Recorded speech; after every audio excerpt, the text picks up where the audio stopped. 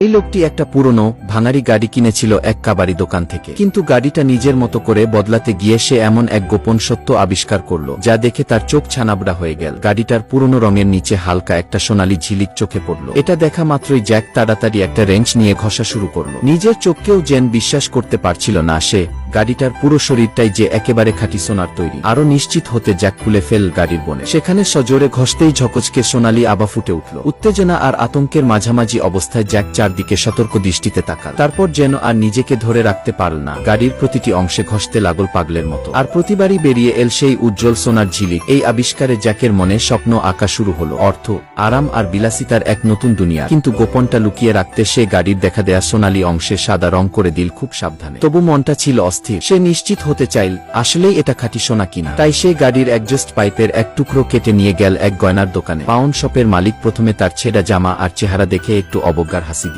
বলল, যদি এটা সোনা হয়েও থাকে খুবই বাজে মানের হবে, আমি কম দামেই কিনবো। তারপর মালিক ঘষে ঘষে বের করলো সেই সোনালী রং, ফোটা ফোটা রাসায়নিক ঢালল তার উপর। কিছুক্ষণের মধ্যেই টেস্ট রিপোর্টে বেরিয়ে এলো এটা খাঁটি সোনা, আর এতে থাকা অমিশ্রণও ছিল অত্যন্ত কম। রিপোর্ট দেখে দোকানের মালিক বাকরুদ্ধ।